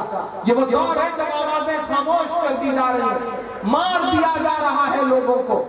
जब एक जज को, सीबीआई के स्पेशल जज को नागपुर में इस तरह से सलीके से मार दिया गया कि पिछले 3 साल से उस पर कोई बात करने को तैयार ना हो। एक ऐसा दौर है, ऐसे दौर में बोलना तलवार की नोक पर चलने जैसा है, लेकिन शायद मैं इसीलिए इमरान हूँ क्योंकि मैं आपके लिए बोल रहा हूँ। वसीम मलिक साहब ने एक शेर कहा कि मैं इसलिए जिंदा हूँ कि मैं बोल रहा हूँ, दुनिया किसी जिंदगी की कहानी नहीं लिखती, मैं बोल रहा हूँ और बोलता रहूंगा। जो कहते हैं इस आंधी में पर ना तोला जाएगा, जो इस बात पे खुश है उनसे लगना खोला जाएगा, उनसे कहो हम तूफानों से डरने वाले लोग नहीं, कातिल को मरते दम तक कातिल ही बोला जाएगा, कातिल को मरते दम तक कातिल ही बोला जाएगा। मैं पढ़ता हूँ साहब कि उसे लेके वापस चली जाऊंगी मैं, पलट कर कभी फिर नहीं आऊंगी मैं, वही है बुढ़ापे का मेरे सहारा, वो बिछड़ा तो जिंदा ही मर जाऊंगी मैं, वही है मेरी जिंदगी की कमाई।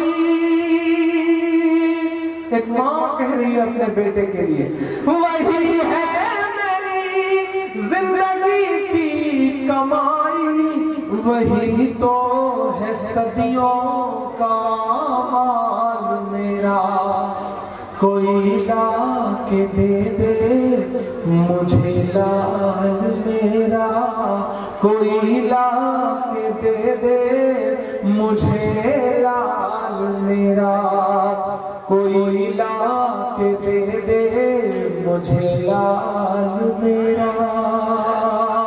आखिरी बंद पढ़ता हूँ इस नज़्म और चाहता हूँ कि आपकी दुआओं से दामन भर के जाओ।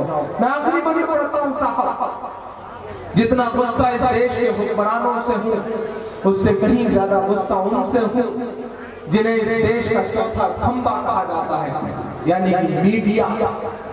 सलाम छोटे शहरों के पत्रकारों को, आप यहाँ मौजूद होंगे, सलाम है आपको। आप खबरें तलाश करके, फुटेज तलाश करके अपनी जान मुश्किल में डाल के दिल्ली भेजते हैं, तो दिल्ली के न्यूज रूम में अपना कॉलर टाइट करके एंकर साहब कहते हैं कि ये है पत्रकारिता, और पीछे चल रही होती है नाग और नागिन की खबरें।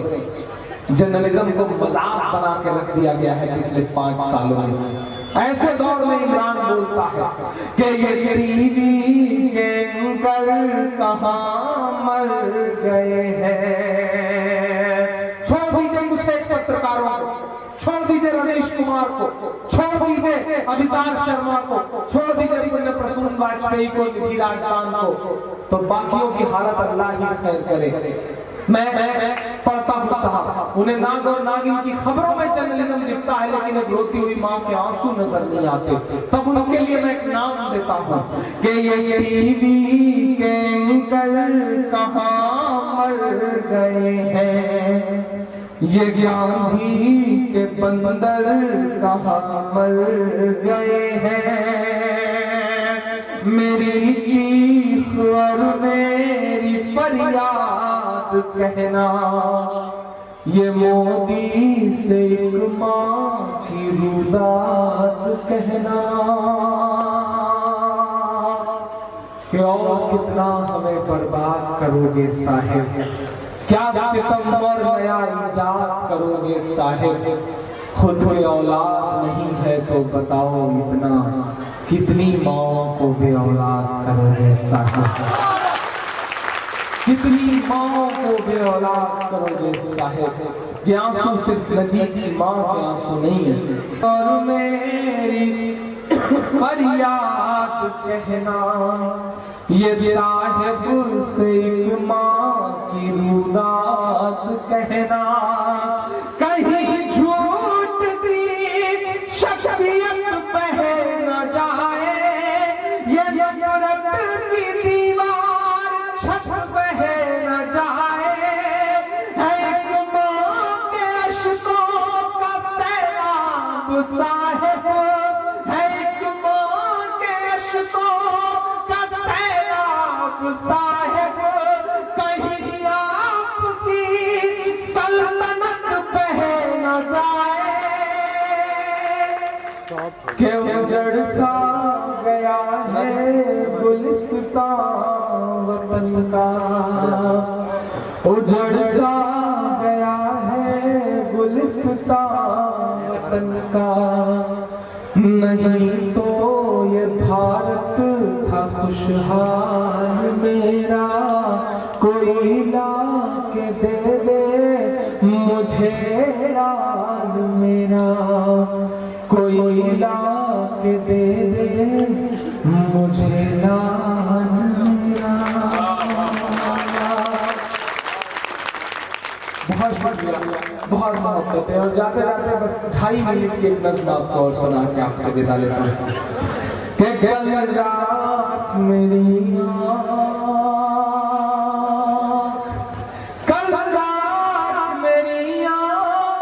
ये कहते हुए रोई,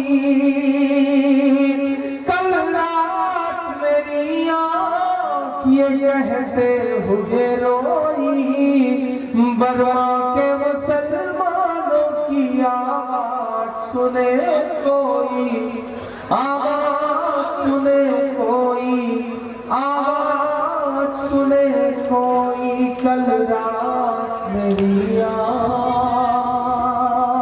आपकी फरमाइश का एहतराम करते हुए बमुश्किल 2.5 मिनट की तमाम टोपियां नजर आ रही हैं मुझे, तमाम उजले लिबासों में बैठे हुए फरिश्ते नजर आ रहे हैं मुझे, तो मैं इसे एक नज़्म को जरूर पढ़ के जाना चाहता हूँ जो मेरी पहचान का सबब है। मैं इलाहाबाद यूनिवर्सिटी में हिंदी लिटरेचर का स्टूडेंट रहा हूँ, मेरी मदरसों में पढ़ाई का कोई सिलसिला नहीं रहा है मेरा, लेकिन अल्लाह का जब काम लेना होता है तो अल्लाह चींटियों से काम ले लेता है। उसने मुझ जैसे हकीर बंदे से मदरसे पर एक नज़्म कहलवाई और उसे इतना मकबूल किया कि जब मैं ट्रेनों में सफर करता था तो लोग मुझी को मेरी नज़्म सुना के कहते थे कि शायरी का शौक है तो कभी इस शायर को सुनना साला बहुत अच्छा पड़ता है। तो उन लम्हों में लगता था कि अल्लाह ने कैसी गुमनाम सी शोहरत दे दी है, उसकी नवाजिश है, उसका करम है। मैं वो नज़्म 2.5 से 3 मिनट में पढ़ के आपसे विदा लेता हूँ कि मिला हमेशा चाहत का पैगाम मदरसों से। एक बार फिर से सजोइएगा अपनी ताकत को, अपनी जिंदगी को, और मेरा दामन दुआओं से भरिएगा। मैं पढ़ता हूँ साहब कि मिला हमेशा चाहत का पैगाम मदरसों से, मत जोड़ो तंकवाद का नाम मदरसों से, कोई इल्जाम मदरसों से, कोई इल्जाम मदरसों से। चाय आ रही है सीधी, चाय वाले आ जाए तो नज़म सुनाने का मजा और बढ़ जाता है। चचा उन खड़े के बीच में सलाम जिंदा दिल चचा को, अल्लाह इनकी जवानी सलामत रखे और कभी बुढ़ापा आए ही ना। जितने जिंदा दिल है, मैं पढ़ता हूँ साहब एक बार फिर से अपना जोश जो है पूरे हिंदुस्तान में मुझे बड़े हंगामों में सुना है इस नज़्म को, पलकों में बिठा के सुना है इस नज़्म को। आज मैं बंगाल में देखता हूँ कैसे सुनता है बंगाल कि मिला हमेशा चाहत का पैगाम मदरसों से, मत जोड़ो आतंकवाद का नाम मदरसों से, कोई इल्जाम मदरसों से। पहला बंद करता हूं कि यहाँ कुरान पाक की हर लम्हा है तिलावत होती, यहाँ कुरान पाक की हर लम्हा है तिलावत होती, जर्रे जर्रे में हमदर्दी और मोहब्बत होती और मोहब्बत होती। सच हो मुझे बच्चा किया जा रहा था, तुमसे नहीं पूछा गया।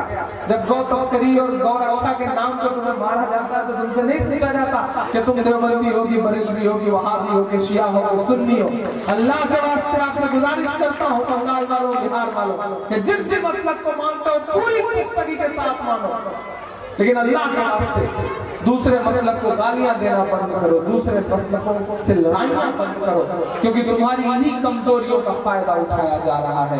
आज तुम्हें तितेर तितेर करके रख दिया गया है और तुम आपस में जूझ रहे हो। मेरी गुजारिश को